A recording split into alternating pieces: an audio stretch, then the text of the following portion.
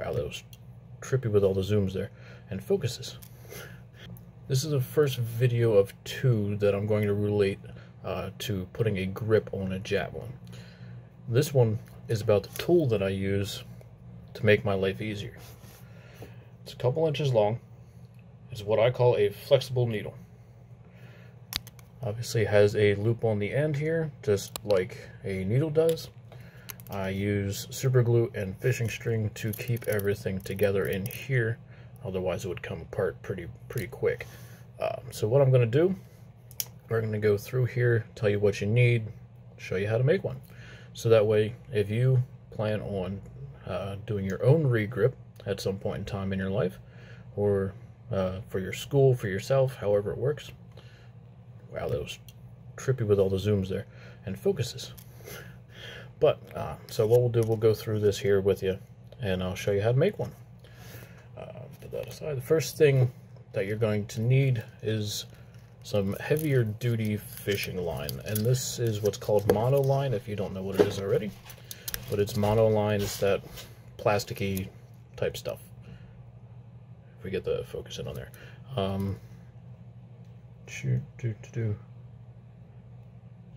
think this is 50-pound line. This is just some cheap stuff that I got at the Kmart. You can probably find it at Walmart, anywhere. I wouldn't spend anything on it. You know, obviously you have to spend something on it, but don't spend a lot on it. This is a whole roll. I think I might have got it for $5, and I still have it 3 years later. So the other thing that we're going to need line-wise is this type of string here. It doesn't need to be fishing string. If you have a sewing kit around, it's pretty much the same stuff. I'm using fishing line just because it's leftover stuff that I have from my own fishing rods. But this is braided line, which is pretty much thread, which obviously this stuff will grip a lot easier, because when we try to glue the other line to itself, the glue doesn't like to stick to it. So it just doesn't hold it well enough, and it'll come apart real quick. This stuff helps keep everything together. The other thing you're going to need, I always keep some tape around, whether it's duct tape, masking tape, some fancy colored duct tape. You get yourself a knife of some kind and some brand of super glue, whatever you'd like to use. This is obviously Gorilla Glue. I use this stuff as their gel version. I like to use it just because it doesn't harden super fast, so it gives you a little bit of room to move, but it does still act like super glue, and gets in there real quick and easy. So what you want to do is get your clear line. I always take extra of this. You only need a couple inches, like 6, 7, maybe 8 inches at most. You want to cut your line there. You don't need a knife. Everything we do here we can use with scissors, as I just drop it. That's a good thing to do in your first video, drop everything. But like I said, it's only a couple inches long. And then take your other line. You're going to want more of this, because you're going to end up wrapping it around. What you can do, instead of having a whole lot of it, you can do it in more than one piece. I think that's actually what we're going to do here. I'm going to show it to you with more than one piece. So we'll take off a decent amount here. It might end up being just one piece, who knows. We'll see how it goes. You cut your line there. Make sure you can have everything separate and you know where everything is. Always close your knife and put away your scissors, otherwise bad things can happen. So then get yourself a piece of tape or two. You don't need a lot of it. Like, this is duct tape, so it always comes in certain sizes. So what I'll do, take it down in size for what I need, and I can just put the rest off to the side here. I stick it to my workbench, obviously, which is what I'm working at here. Then what we're going to do is going to take your clear line. It doesn't have to be clear, obviously, but your thicker poly line is what it's called, poly line. And what you're going to do is you loop it together, just like so. Come down, grab your piece of tape, try and squish everything together down at the very end where the two ends meet. So although I don't know if we're going to be able to get that to focus on it because it's clear line, but my end here, sorry if I'm not trying to flick you off, my end is right here, and I'm going to tape that spot right to the line. And you want everything to be side by side, otherwise you end up being a little screwy. Try not to have a twist in it. Kind of maneuver it however you need to. Not sure if we're going to be able to focus there, but doesn't want to focus? No, we don't want to focus, so don't worry about that. So that's what you have. You have a loop and everything taped together. Come along, take your other string,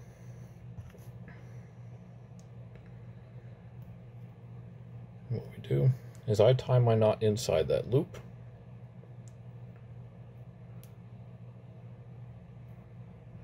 You don't have to do a major tie or major knot, as long as it stays there and it doesn't come out. And I'll bring that down right up against where my piece of tape is. And just to help get things started, I do a loop or two here without any glue. That helps get things working. And I don't know if we can make it visualize. You can kind of see a little extra piece of string there. I leave that in the middle. That way I don't have to worry about cutting it off. You just wrap completely around it, and makes life easier, less cleanup. So come through, get your glue, and hopefully it's not clogged up in the end.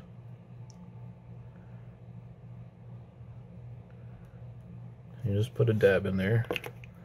Just make sure to put your cap back on, otherwise you do what I do and you end up clogging the end. Sorry, that's probably really loud to you guys. So you just put that dab there, and then we start looping.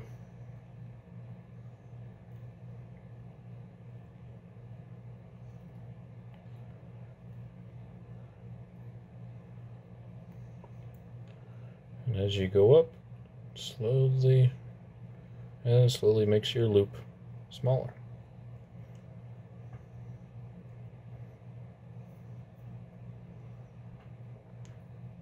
You want to try to make it as tight as humanly possible. So you might have to kind of grab with both hands and try to maneuver things.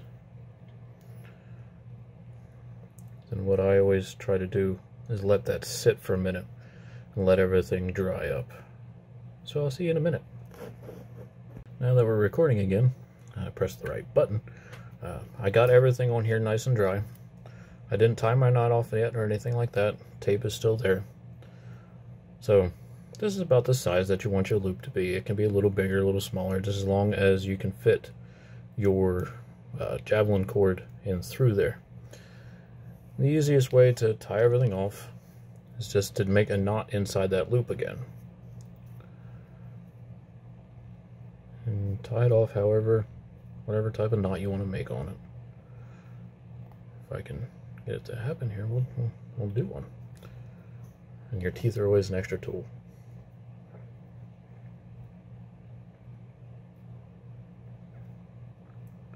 I always try to do more than one, or different types of knots. However, you make it work for you, pretty much.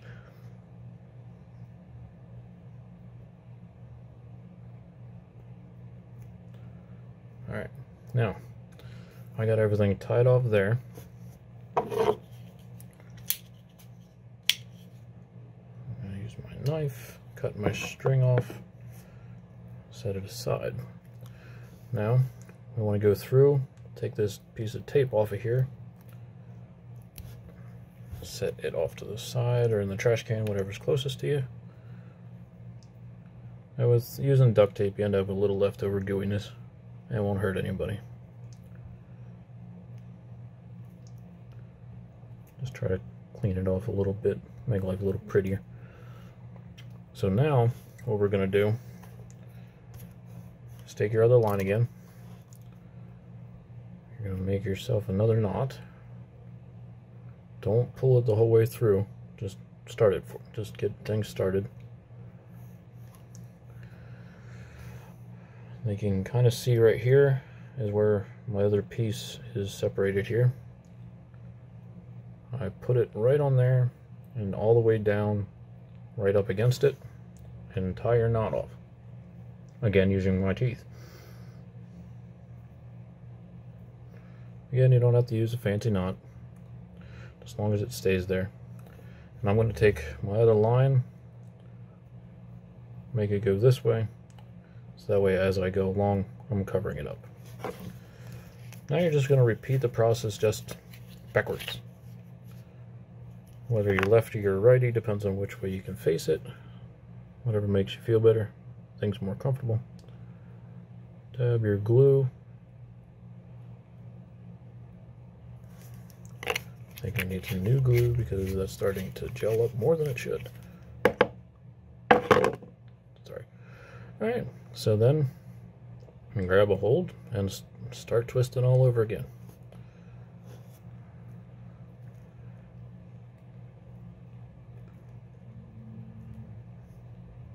Sorry about that fancy glare. I don't know why it's fancy. It just feels fancy.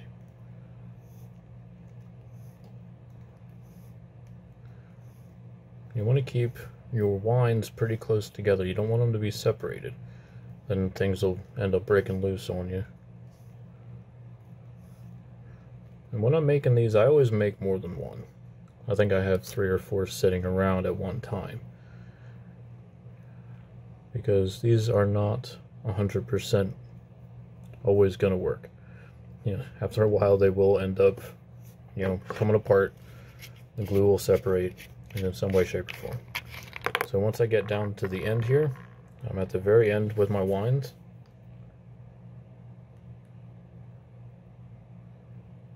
I put another dab of glue there.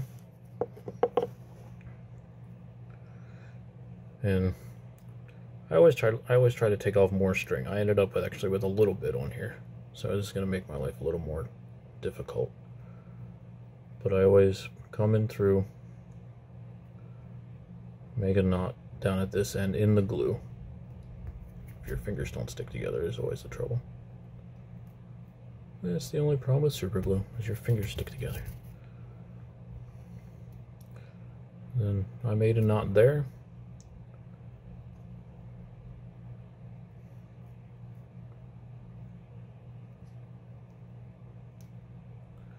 And that's how you end up with it.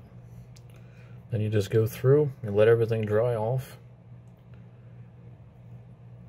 And then you cut these 2 ends off after it dries.